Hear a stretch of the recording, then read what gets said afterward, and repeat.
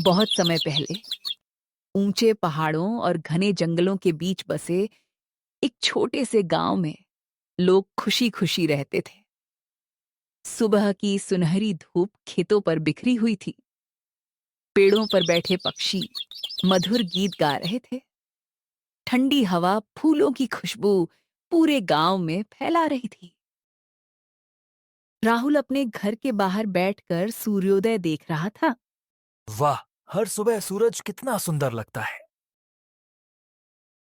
बेटा, सूरज सिर्फ रोशनी ही नहीं देता बल्कि जीवन भी देता है। तभी आसमान में एक अजीब काला बादल दिखाई देता है। दादी, वो बादल इतना डरावना क्यों लग रहा है? पता नहीं बेटा, लेकिन मेरा मन कह रहा है कि कुछ अनहोनी होने वाली है।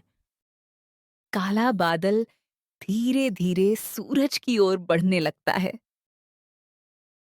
अगले दिन मुर्गे ने बांग दी। घड़ी ने सुबह के 6 बजाए, लेकिन बाहर अब भी घना अंधेरा था। पक्षियों की आवाजें गायब थीं। हवा ठंडी और डरावनी लग रही थी। गांव वाले घरों से बाहर निकल आए। ये क्या हो गया? सुबह हो चुकी है, फिर भी सूरज क्यों नहीं निकला? क्या सूरज गायब हो गया? अचानक पूरे गांव में डर फैल जाता है। अचानक गांव के बीचों बीच तेज सुनहरी रोशनी चमकती है। एक वृद्ध साधु प्रकट होते हैं। डरो मत। बाबा, सूरज कहाँ चला गया? सूरज गायब नहीं हुआ। अंधेरे के जादूगर कालनेत्र ने सूरज की रोशनी चुरा ली है। अगर 3 दिनों के भीतर सूरज वापस नहीं आया तो पूरी दुनिया हमेशा के लिए अंधेरे में डूब जाएगी। मैं सूरज को वापस लाऊंगा। राहुल अपना छोटा सा बैग लेकर निकल पड़ता है। जंगल के रास्ते पर चलते हुए वह सुंदर पेड़ों को देखता है, लेकिन सूरज के बिना पूरा जंगल उदास लग रहा था। फूल मुरझाने लगे थे। नदी की चमक गायब हो चुकी थी। तभी एक छोटी चिड़िया उसके कंधे पर आ बैठती है। राहुल, मैं तुम्हारी मदद करूंगी। तुम बोल सकती हो? जब दुनिया खतरे में हो तब प्रकृति भी बोलने लगती है। कुछ देर बाद वे एक विशाल गुफा के सामने पहुंचते हैं। दरवाजे पर लिखा था, सिर्फ सच बोलने वाला ही अंदर जा सकता है। अचानक गुफा के अंदर से आवाज आती है। क्या तुमने कभी झूठ बोला है? राहुल सोच में पड़ जाता है। हाँ, एक बार मैंने दादी से झूठ बोला था। तुरंत गुफा का दरवाजा खुल जाता है। सच्चाई ने पहला रास्ता खोल दिया। आगे बढ़ते हुए राहुल को एक घायल हिरण दिखाई देता है। उसी समय दूर पहाड़ के ऊपर एक चमकती रोशनी दिखाई देती है। अगर मैं हिरण की मदद करूंगा तो देर हो जाएगी। हिरण दर्द से कराह रहा था। कुछ पल सोचने के बाद राहुल उसके घाव पर पट्टी बांधता है। धन्यवाद मित्र। अचानक जमीन चमकने लगती है।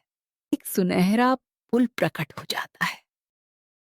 अब राहुल एक घने और डरावने जंगल में पहुंचता है।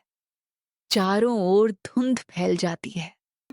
अजीब अजीब आवाजें आने लगती हैं। अचानक एक विशाल राक्षस उसके सामने प्रकट होता है। नहीं। वापस चले जाओ। राहुल को दादी की बात याद आती है। साहस का मतलब डर न लगना नहीं, बल्कि डर के बावजूद आगे बढ़ना है। मैं नहीं डरूंगा। तुम कभी सफल नहीं हो सकते। अचानक राक्षस धुएं में बदलकर गायब हो जाता है। आखिरकार राहुल काले पहाड़ के पीछे पहुंच जाता है। वहां एक विशाल किला खड़ा था। किले के ऊपर एक काला क्रिस्टल चमक रहा था। उसके अंदर सूरज की पूरी रोशनी कैद थी। अचानक आसमान में बिजली चमकती है। और कालनेत्र प्रकट होता है। एक छोटा बच्चा मुझे रोकने आया है। तुमने सूरज की रोशनी क्यों चुराई? क्योंकि मुझे अंधेरा पसंद है। जब अंधेरा होगा तो पूरी दुनिया मुझसे डरेगी। मैं तुम्हें ऐसा नहीं करने दूंगा। कालनेत्र अपनी जादुई शक्ति से काली बिजली छोड़ता है। पूरे आसमान में तूफान आ जाता है।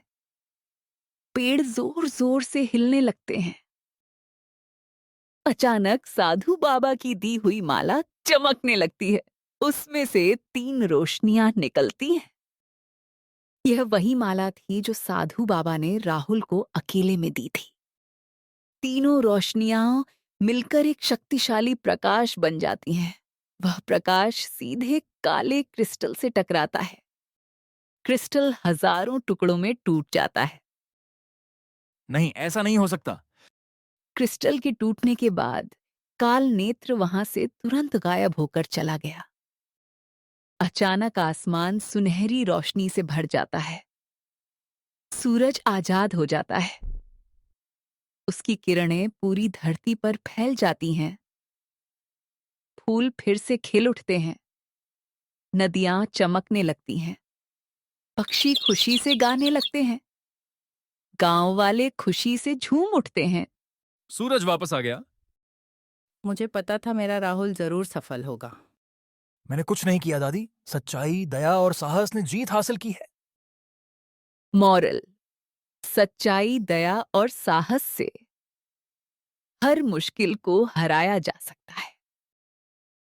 और हां, अगर आपको हमारी वीडियो थोड़ी सी भी अच्छी लगती हो तो हमारी वीडियो को लाइक करें और हमारे चैनल को सब्सक्राइब करें।